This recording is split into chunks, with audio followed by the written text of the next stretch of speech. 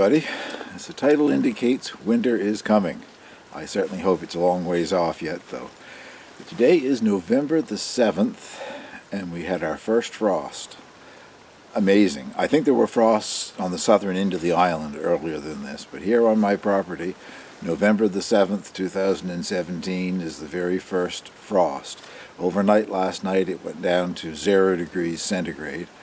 And today, so far, it's about 2 p.m. now, and it's only warmed up to 4 degrees. So soon the sun will be low enough in the sky that the temperature will start dropping again. So it's not going to get much above 4 or 5 degrees today. So I think this will probably be the last of the videos from the garden for this year, until maybe sometime next winter I'll start talking about planning next year's garden.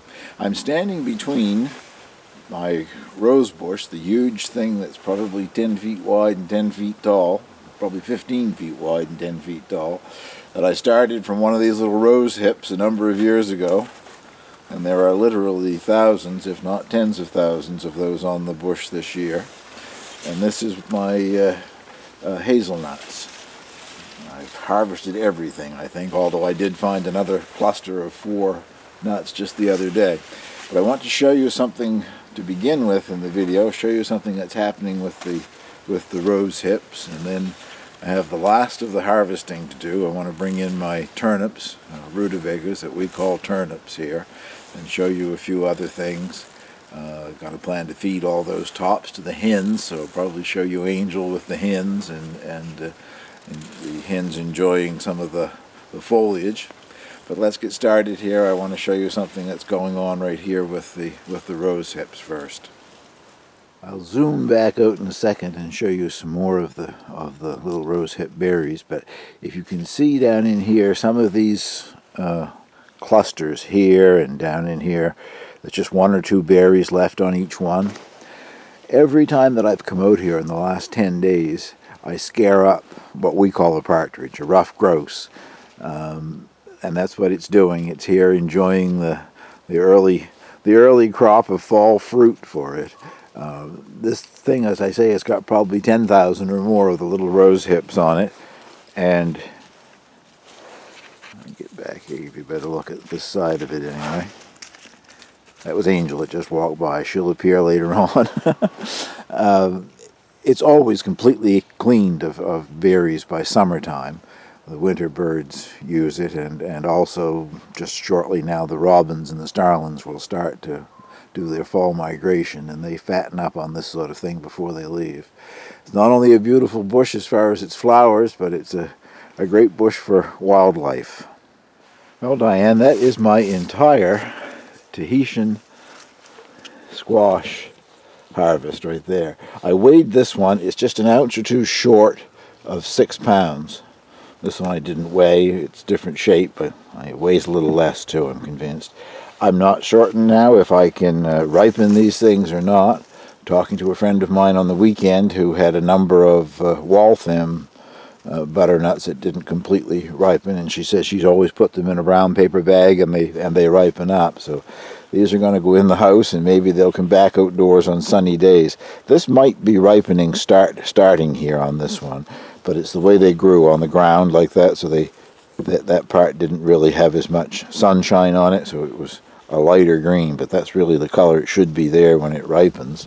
And this one here as well, same idea. It's the side that was down, so I don't think it's really ripening, although there are some lighter stripes coming in here. So I don't know. If it ripens, if it ripens. If it doesn't, I'm going to eat it green just to see what they taste like. I just went in the hoop house to get a pair of work gloves here to do some work with, and there were still chilies. I picked the last of the chilies. Last night's cold weather, all of the leaves on the chili plants are wilted and gone, so soon they would be destroying the chilies too, so I picked the last of those. I took the tomato plants out of there probably, I don't know, 10 days ago anyway. They were pretty much finished. So that is gone. Let's go have a look at the turnips. Well, that is the row of rutabagas, and as I've said, we call those turnips here. You wait till you see the size of them, and I'm going to have to weigh one of the larger ones just to see what they do weigh. Also, I want to split one open to find out if they're hollow inside. It was very rich soil that I planted them in. I had put a lot of chicken manure on it last fall and tilled it in this spring. But I think I planted them too early. I grow them next year. I probably won't plant them until July or sometime. I had never had any success with them before, and this year I've gone way beyond success. If you can see the leaves that look good, that don't have any, very few slugs or whatever it was that was eating them, holes, those are the rutabagas. And the other leaves that you see that's just like lace, that is the 4 Brussels sprout plants that are in there with them. And I'm not going to get anything off the Brussels sprouts. I showed something earlier, I guess, where they sort of exploded. They burst open in like big flowers. Well, they just continued doing that. And there comes Angel. They just continued doing that, and I don't have anything there that's worth salvaging. But the hens will enjoy eating them. So I'll show you what I get when I get these pulled out of the ground. Altogether, there are 15. I've had, I don't know, 2, maybe 3 through the fall. And these haven't been pulled yet. I've just cut the tops off of them. I've already done 5 out of the other above here that I've taken out. I just cut the tops off of these, but I can show you the difference. At this one, if I can get them out of the ground, that one is smaller than you would find in a grocery store. And then the rest of them, fantastic root systems on them. It'll be a while getting them cleaned up, I guess. The rest of them are like that. I had 2, there were small ones, and then the rest are like this. And they all have some slug damage. I guess I should have been keeping slug pellets going out here, even though it was cool and in the fall. I don't know, it isn't going to stop me from eating them. There's some slug damage on the exterior of them, some parts that'll have to be cut away.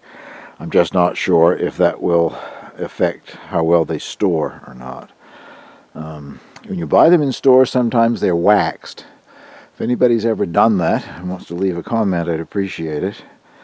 If I notice that they're starting to wither or I can't eat all these myself anyway. This is altogether probably close to 100 pounds of rutabagas.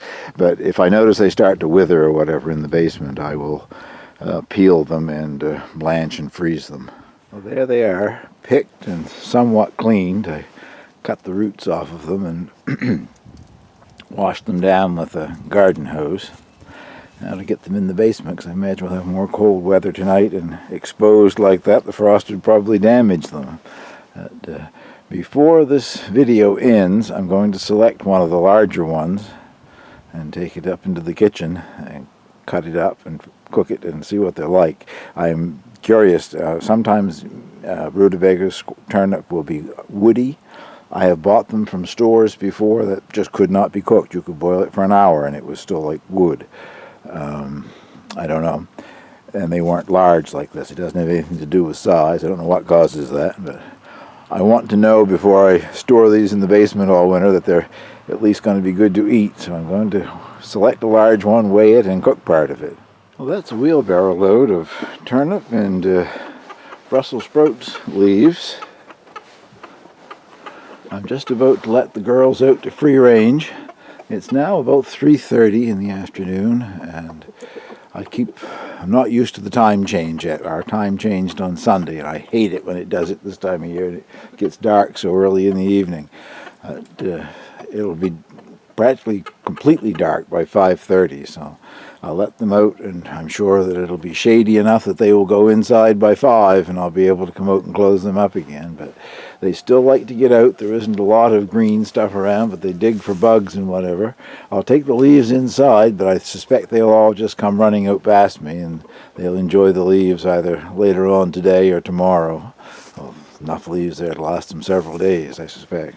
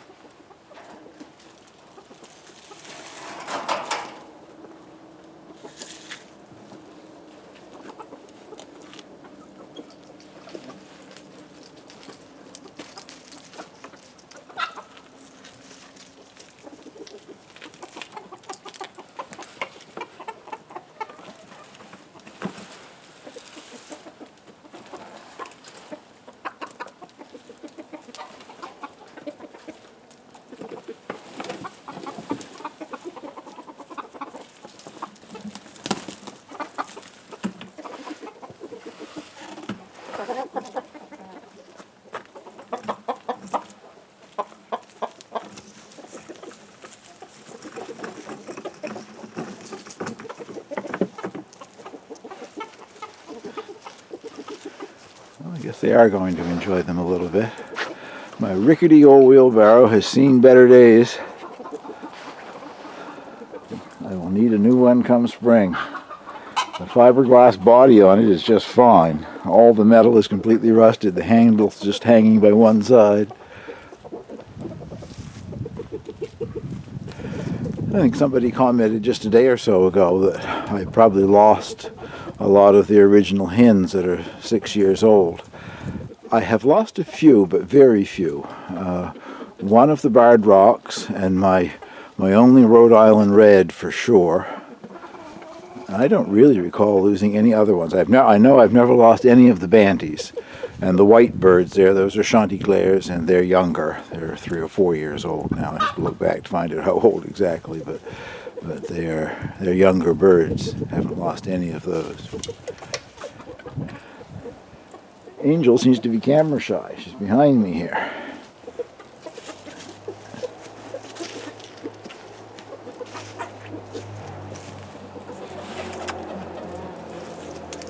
Gotta get you in the picture before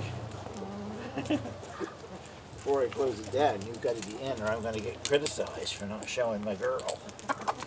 Yeah.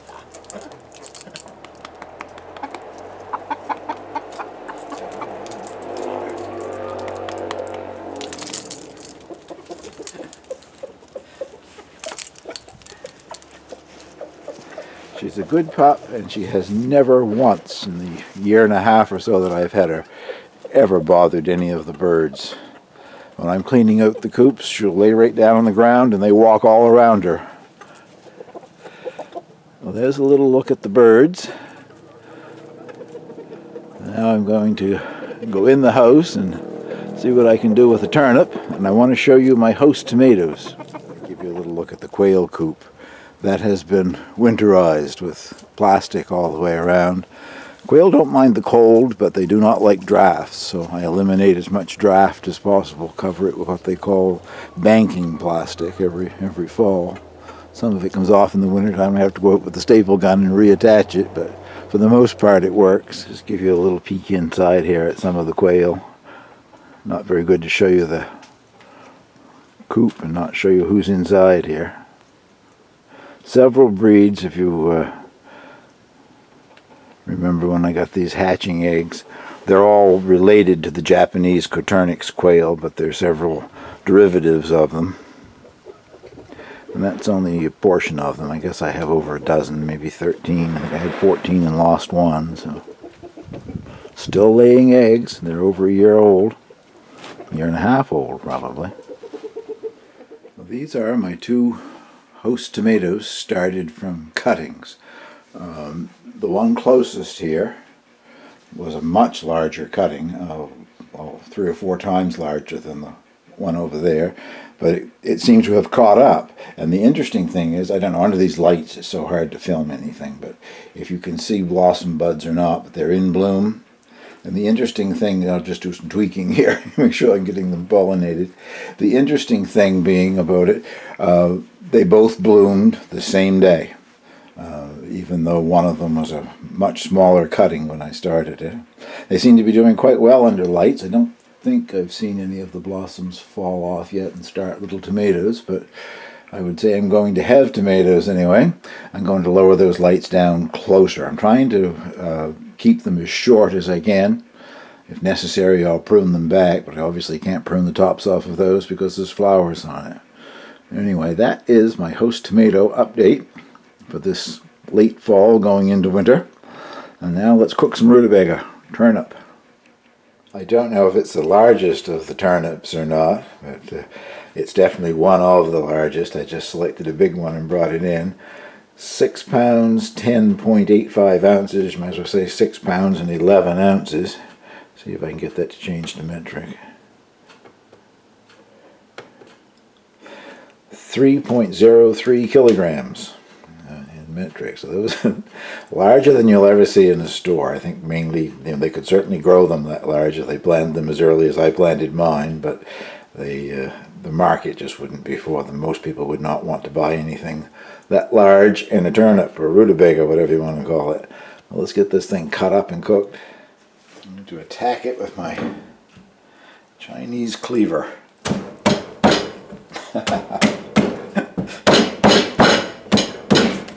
Well.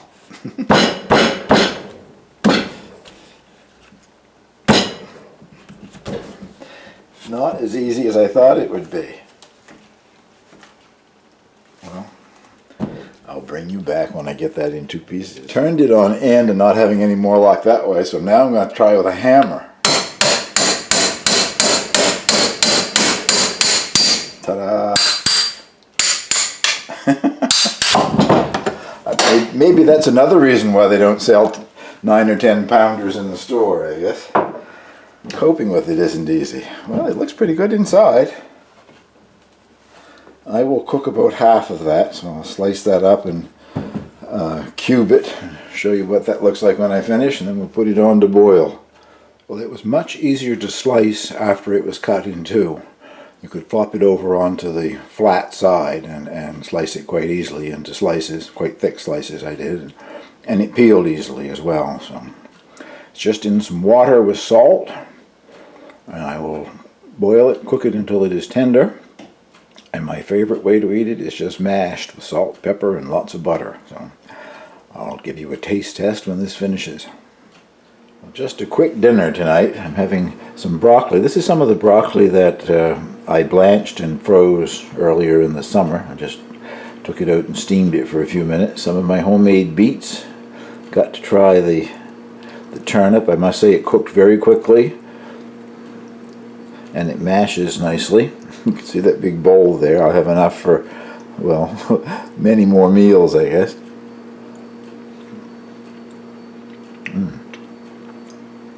It is very sweet and good. One of my favorite vegetables. I seem to have a great attraction for root vegetables anyway, but I love turnip or rutabaga, whichever you want to call it. And just a can of tuna fish to go along with it for my protein this evening. Well, that concludes this little video, I guess. Thank you very much for watching.